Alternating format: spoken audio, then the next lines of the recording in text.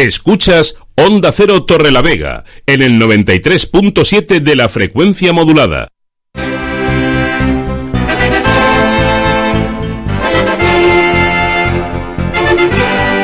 13 horas y 29 minutos, 15 grados de temperatura en la comarca del Besaya, y continuamos con la radio en directo y abrimos un tiempo como siempre para la cultura en nuestro espacio Onda Cultural. Luis Alcines, buenas tardes, bienvenido. Buenas tardes, Fernando. Se adelanta el otoño una semana, en fin, un día de lluvia y casi invita más a estar en casa tomándose un chocolate o tomándose un café en casa.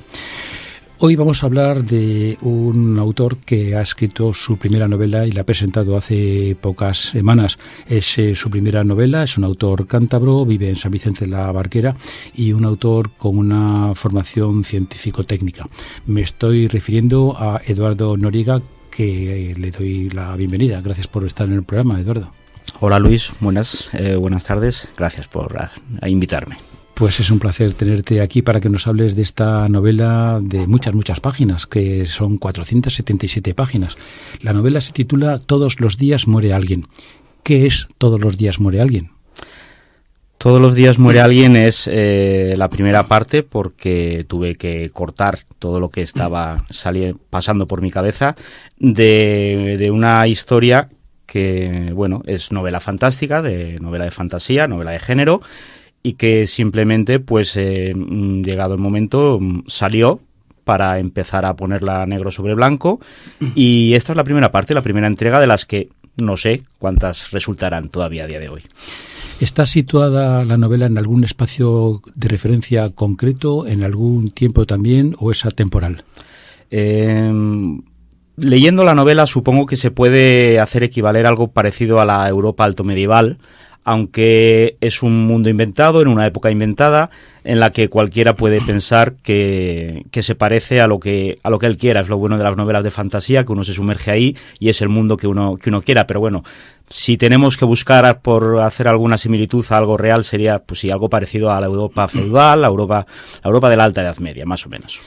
El territorio en el que transcurre la novela se llama Omeria. ¿Dónde estaría Omeria entonces? ¿En Europa? Porque aparecen también en la novela, has imaginado unos planos con unos nombres y con unas descripciones. Sí, bueno, como novela que yo creo que, o he intentado que sea, una novela de género, del género de la novela de fantasía, para situarte en un mundo que es completamente inventado, yo creo que los mapas ayudan. Entonces, no sé si también mi formación como ingeniero ha colaborado algo, porque yo trabajo mucho con planos también, pero bueno, elaboré esos planos, esos mapas, para ayudar al lector a situarse sobre la historia, y entonces por eso acaban siendo una parte que para mí es bastante importante de la historia y de la que estoy además particularmente orgulloso, porque yo dibujo muy mal y creo que han quedado medianamente decentes. Pero bueno, los mapas son simplemente lo que es la representación gráfica de ese mundo inventado, de esa Omeria, donde yo he situado la narración. Citaba que aparecen los mapas, claro, pero también la religión, la historia, hay un vocabulario, incluso un bestiario específico de Omeria. Sí, para ayudar a entender o a situarse o a poder seguir una historia con tantas páginas, o tal vez, no, espero que no complicada, pero sí que puede resultar tal vez en algún momento densa, con mucho contenido, esos apéndices sobre esos temas que estás comentando, lo que hacen es ayudar al lector a situarse y a conocer un poco más de esa Omeria, que tal vez no se cuente en la propia narración, pero se puede seguir perfectamente la historia sin leer los apéndices, pero que si en caso de que uno tenga más curiosidad o de intentar entender mejor algo de lo que se cuenta, pues ahí estaría, como por ejemplo la mención que tú haces respecto a la religión, que Omeria particularmente es una de las, además de la parte de la génesis de la historia, intenté imaginarme cómo sería un mundo sin religiones. Entonces, pues por ejemplo, cuento un poco lo que sucedió para que esas religiones no estuvieran presentes en ese mundo. La pregunta que te voy a hacer ahora, en cierto modo ya has hecho una referencia a ella. La literatura tiene una función de entretenimiento, de placer, pero también la literatura puede servir para reflexionar y conocer más la realidad actual, igual que para, como dicen los autores, para conocerse a sí mismo. ¿Hay paralelismos deliberados con el presente? ¿Algún guiño irónico que se puede establecer el lector, un correlato entre ese tiempo histórico y el actual? Paralelismos con el presente tal vez no, reflexiones sí. Pongo en la mente de alguno de los personajes reflexiones que de una u otra manera en algún momento han pasado por mi cabeza. No significa que yo piense eso, pero sí que hay reflexiones, hay maneras de pensar que, tratando de dibujar mejor lo que es cada uno de los personajes, salen en las páginas y salen en las letras de la historia, y lo que hacen es pues simplemente dentro de lo que es la narración y lo que es la historia, que para mí es lo más importante, lo que es el curso de lo que pretendo contar, pues simplemente puede hacer reflexionar al lector acerca de determinados aspectos de la vida, pues como de la religión, las relaciones sociales en cuanto pues el feudalismo, etcétera. ¿Hay algún lector que pueda hacer algún paralelismo con la historia de España, pero también con cualquier país, porque cualquier país en el mundo ha tenido guerras? Los capítulos comienzan siempre haciendo referencia a una serie de años después de una gran guerra que ha habido, ¿no? Es decir, parece que estamos... de la Gran Caída. De la Gran Caída, pero se podría entender como una cosa parecida, ¿no? No exactamente. No es, bueno, quiero decir, la Gran Caída es lo que... Me estoy adelantando a un contenido de unos apéndices, pero bueno, simplemente por describir, la Gran Caída es lo que inició el origen de la cuenta del tiempo en este territorio de Homeria. No fue una guerra, sino la caída de un meteorito.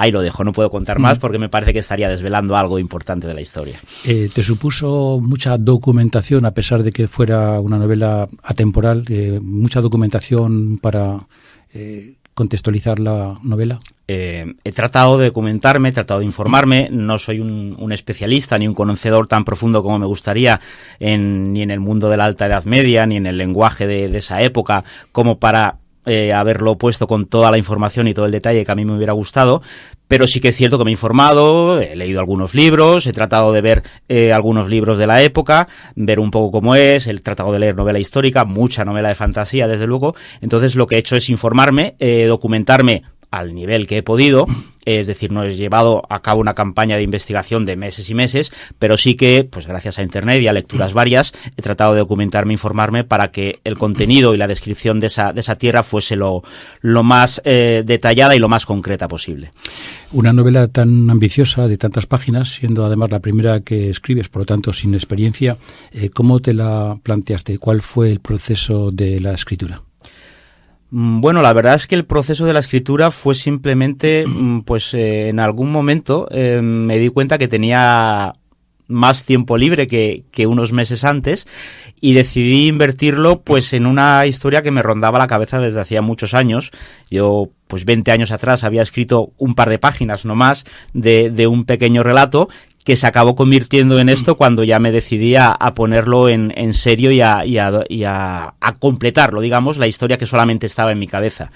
Entonces, el proceso no ha sido más que en ratos libres, en momentos que encontraba, fines de semana de lluvia, lo que fuera, pues dedicarme a escribir, que al fin y al cabo, cuando te lo tomas como me lo tomaba yo, que es sin ningún tipo de obligación, ni responsabilidad, ni plazos que cumplir, ni nada absolutamente, pues entonces la verdad es que me divertía bastante, y para mí el proceso de la escritura ha sido un proceso prácticamente de diversión y de relajación.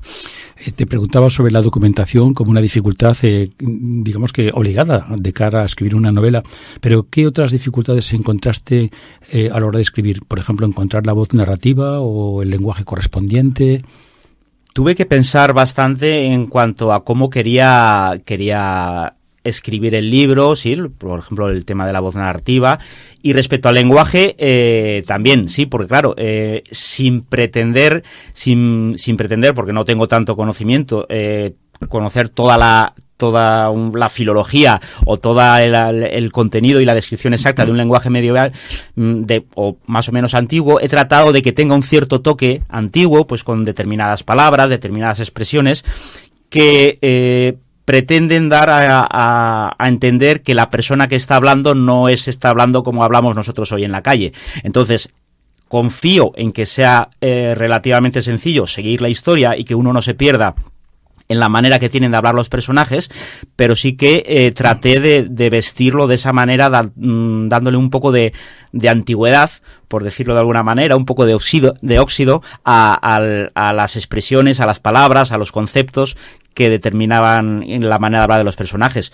Por ejemplo, también eliminando casi todas las expresiones, espero que no se me haya quedado ninguna, latinas o romanas, pues porque esa cultura no existió en un sitio como Media. ¿Qué te decidió a elegir la tercera persona para escribir la novela? Me siento mucho más cómodo escribiendo en tercera persona. Intenté durante algún momento, porque me pareció un concepto interesante, incluso divertido, que cada uno de los personajes narrase algún capítulo en primera persona, pero luego me di cuenta que algo que yo pensaba que era muy novedoso, pues ya había estado por ahí descrito en multitud de publicaciones y novelas, y entonces al final abandoné esa idea y opté simplemente por la que me resulta más cómoda, porque alguien que está desde fuera se siente mucho más libre a la hora de describir cualquier historia, de narrarla, que si se siente directamente involucrado, que como puede estar más contaminado por lo que sucede. Bueno, habitualmente buscamos un hueco siempre para ofreceros una agenda cultural. En esta ocasión, pues yo creo que Luis nos quiere hacer una recomendación para la lectura, pero de forma muy, muy especial, ¿no, Luis? Sí, es un libro de un autor de culto, es un bioquímico de la Universidad de Oviedo que publicó el libro La vida en 4 letras, claves para entender la diversidad, la enfermedad y la felicidad.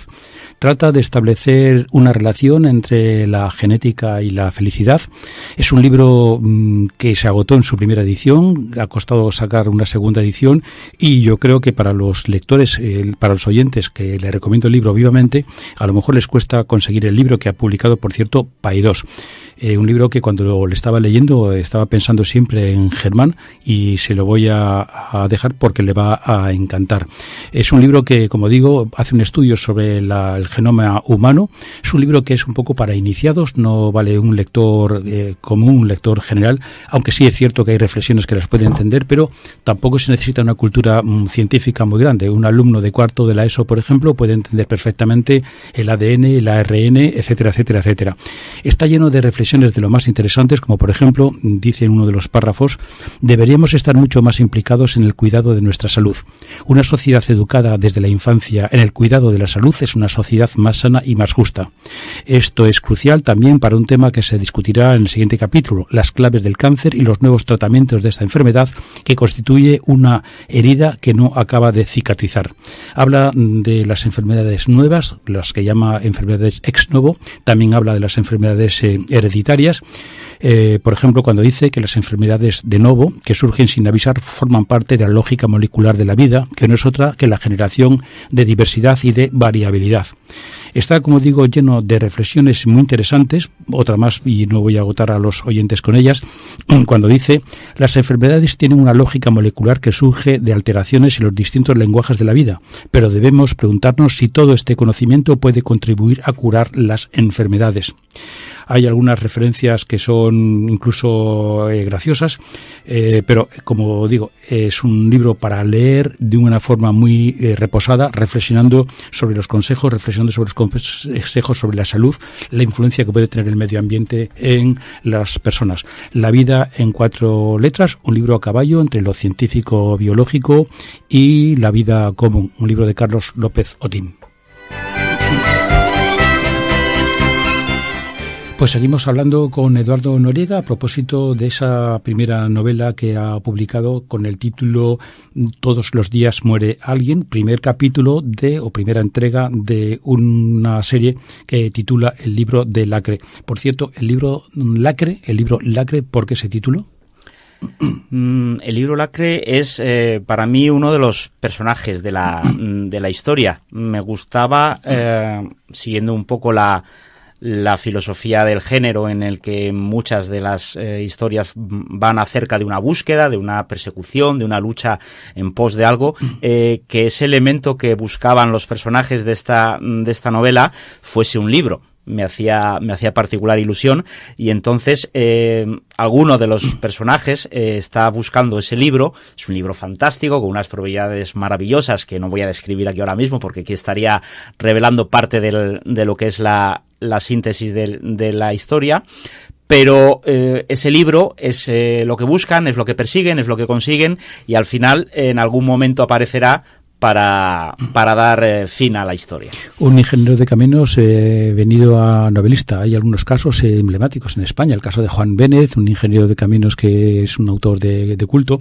El mismo Gabriel Celaya era un ingeniero. ¿Crees que te ha reportado algo, no sé si de un modo consciente o inconsciente, tu formación científico-técnica a la hora de escribir? ¿Rigor, método, estructura de la novela? Algo tiene que haber reportado, porque pues digo, sí, consciente, ¿eh? Indudablemente mi formación como ingeniero está metida dentro de mi cabeza y es imposible sacarlo. Seguramente sí. Hay partes del libro en la que hablo de cómo son los caminos, en la que hablo de lo que puede hacer el agua por algún sitio, y sin pretender aburrir al lector, trataba de completar un poco más la información, y seguramente algo de mi formación como ingeniero influyó. ¿Cómo ha sido la experiencia primera de escribir y publicar un libro de cara, por ejemplo, a lectores que han comentado contigo la novela, amigos, la experiencia con las librerías, presentaciones? La experiencia con las librerías desde el momento de la publicación ha sido fantástica. Allí donde he podido presentarla, me ha encantado y me ha gustado mucho. ¿Para cuándo el libro Lacre 2? ¿Has comenzado ya por lo menos a escribirle? Sí, el libro Lacre 2 está muy, muy avanzado, porque de hecho tuve que partir todo lo que tenía escrito y esto es solamente una parte de ello. Entonces está muy avanzada la segunda parte. Simplemente tengo que encontrar dentro de mi tiempo las ganas y la voluntad para poder sacarlo con todo lo que la edición de un libro conlleva. Pues enhorabuena por esta densa novela, al mismo tiempo tan entretenida, que no tarde mucho en llegar el segundo capítulo, que tenga este primero muchos lectores. Enhorabuena y por supuesto que gracias por estar en Onda Cultural. Muchas gracias a vosotros por invitarme y nada, que les guste a los lectores.